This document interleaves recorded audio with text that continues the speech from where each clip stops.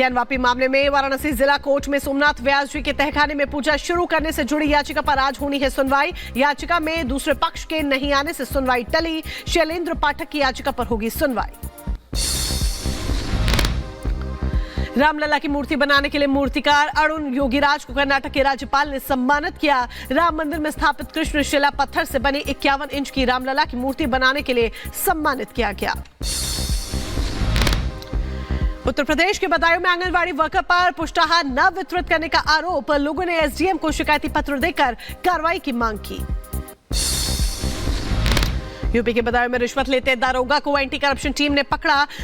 जरीफ नगर के दहगवा पुलिस चौकी पर तैनात दारोगा देवेंद्र से 20,000 रुपए भी बरामद किए गए।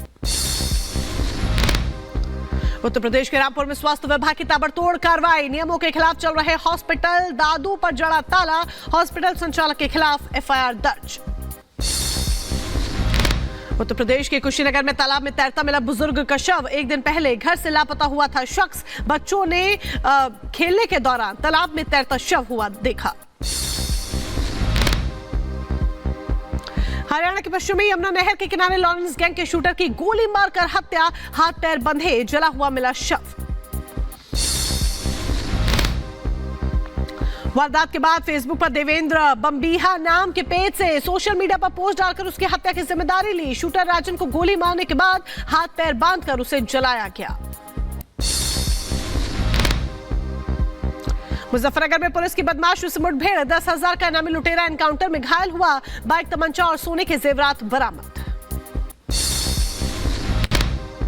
उत्तर प्रदेश के बदायूं में लकड़ी माफिया के खिलाफ वन विभाग की बड़ी कार्रवाई। लकड़ी से भरी एक ट्रैक्टर ट्रॉली को पकड़ा गया। यूपी के अंबेडकर नगर में दहेज हत्या के मामले में उम्र कैद की सजा। सास, ससुर और पति को कोर्ट ने उम्र कैद की सजा सुनाई। 20,000 का जुर्माना भी लगा।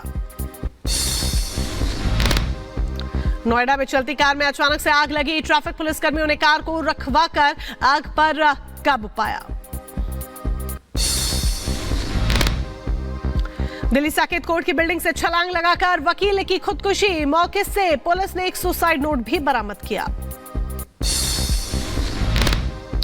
उत्तर प्रदेश के हमीरपुर में बेकाबू क्रेन से बुजुर्ग को मारी टक्कर। अस्पताल जाते वक्त बुजुर्ग की रास्ते में मौत।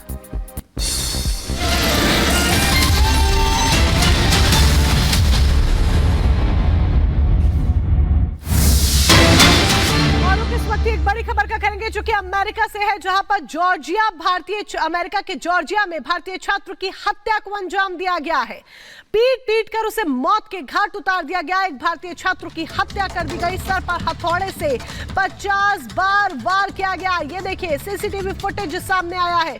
इस सीसीटीवी में ये एक ग्रोसरी स्टोर का सीसीटीवी फुटेज है और इस सीसीटीवी में पूरी वारदात कैद हुई है। देखिए, एक नहीं, दो नहीं, तीन नहीं, 4 बार नहीं, बल्कि बेरहमी से एक के बाद एक 50 बार वार किया जाता है सर पर। इस शख्स के, भारतीय ये छात्र है जिसके सर पर 50 बार वार किया जाता है हथौड़े से और फिर उसकी मौत हो जाती है। ये पूरा घटनाक्रम अमेरिका के जॉर्जिया का है, जहां पर एक नशेड़ी की मदद करना इस शख्स को, इस भारतीय छात्र को इतना महंगा पड़ा कि बदला उसे अपनी जान गंवाकर देना पड़ा। उसकी कीमत उसे अपनी जान गंवाकर देनी पड़ी। ये पूरी वारदात सीसीटीवी में कैद हो गई है।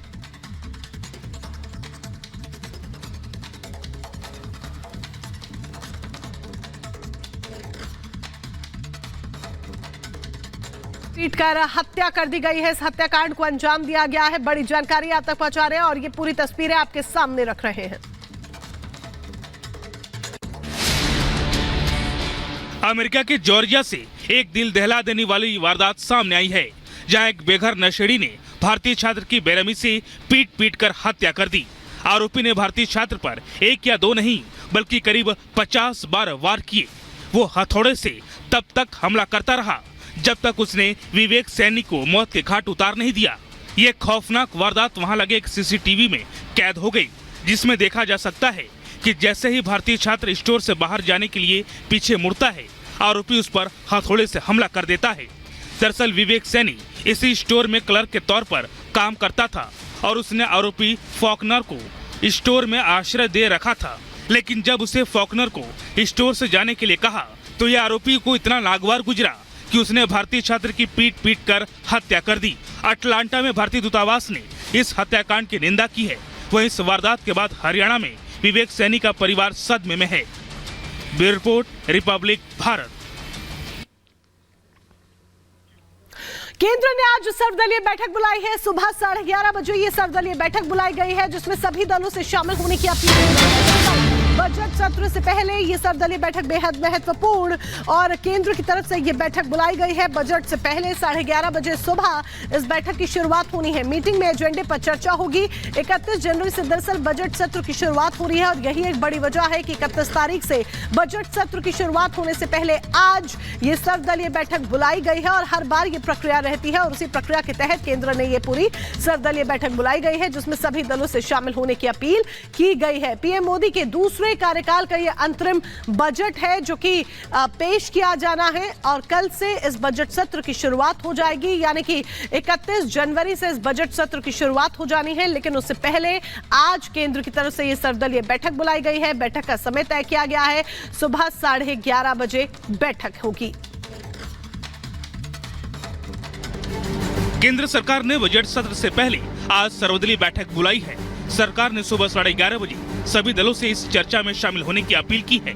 ये पीएम मोदी के दूसरे कार्यकाल का अंतरिम बजट है। इसमें सरकार अगले वित्त वर्ष के लिए अपना एजेंडा सामने रखेगी। इसके अलावा सरकार राजनीतिक दलों को अपने मुद्दों के बारे में भी जानकारी देगी।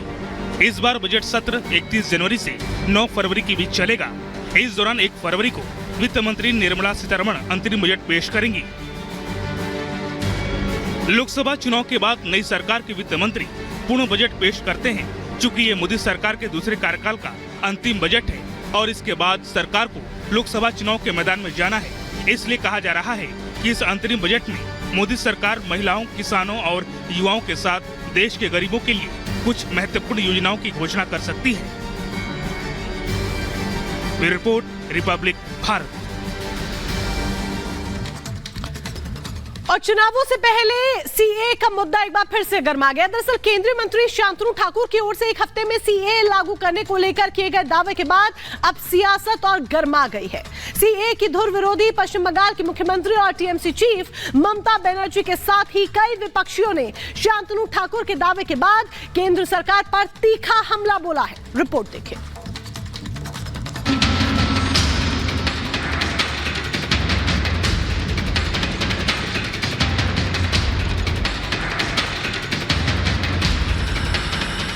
भारत की तरक्की के लिए मोदी सरकार ने एक के बाद एक बड़े कदम उठाए, लेकिन इस बीच सीएए यानी नागरिक संशोधन विधेयक और यूसीसी यानी यूनिफॉर्म सिविल कोड को लेकर खबर सामने आई है। केंद्रीय मंत्री शांतनु ठाकुर ने कोलकाता की एक रैली के दौरान साफ कर दिया कि 7 दिनों के भीतर देश भर में सीएए लागू हो जाएगा। आगामी 1 सप्ताहेर मध्य भारतवर्षे सीएए लागू होबे, ग्यारंटी আমরা আজকেই মঞ্চ থেকে দিয়ে গেলাম। आगामी 1 सप्ताहेर मध्य भारतवर्ष पश्चिमबंग सह भारतवर्षेर प्रत्येकटा स्टेटे सीएए लागू होबे। अब शांतनु ठाकुर के बयान पर सियासी गलियारे में घमासान छिड़ गया है। बंगाल में अब तृणमूल कांग्रेस खुलकर सीए के खिलाफ खड़ी हो गई है। टीएमसी नेताओं का कहना है कि सीए किसी भी हाल में लागू नहीं होने देंगे। बॉर्डर एरिया में बोलता है हम बीएसएफ अलग से कट करेंगे, वो आप मत करिए, वो आप करेंगे तो आपको इधर से भगा दीजिए देंगे। आप मत करिए, आप कहो हमारे पास रेशन कार्ड है, हमारे पास स्कूल का सर्टिफिकेट है, हमारे पास काम करने का सर्टिफिकेट है। आपको ग्राफिक्स के जरिए समझाते हैं कि आखिर सीए यानी नागरिकता संशोधन विधेयक है क्या। पड़ोसी देशों के अल्पसंख्यकों को नागरिकता, पाकिस्तान, बांग्लादेश, अफगानिस्तान का नाम, हिंदू, ईसाई, सिख, जैन, बौद्ध, पारसी पर लागू। इन अल्पसंख्यकों को नागरिकता देगी सरकार। 2014 से पहले भारत आए विस्थापित ही इसके पात्र होंगे। इन विस्थापितों को दस्तावेज देने की जरूरत नहीं। तो पहले ही चालू होगा। अब निश्चित रहिए, हमारे गृहमंत्री जी पर हमें पूरा विश्वास है। वो बोल के गए हैं कि हम सीए करेंगे, तो सीए करेंगे मतलब अमित शाह अगर बोले हैं करेंगे तो जरूर करेंगे। ममता बनर्जी के इख्तियार में आता ही नहीं। आप कॉन्स्टिट्यूशन पढ़ लीजिए, who will be the citizen of this country, कहाँ से गवर्नमेंट होता है, सेंट्रल गवर्नमेंट की प्रेरोगेटिव है। सेंट्रल गवर्नमेंट ठीक करता है कौन नागरिक है, सिटीजन है, कौन सिटीजन नहीं। ये पूरा सेंट्रल गवर्नमेंट का प्रेरोगेटिव है। इधर देश में सीए पर सियासत के बीच उत्तराखंड सरकार यूसीसी लागू करने की तैयारी में जुटी है। माना जा रहा है कि धामी सरकार इसी सत्र में यूसीसी पर बिल पेश कर उसे पास करा लेगी और उत्तराखंड में यूसीसी लागू कर दिया जाएगा।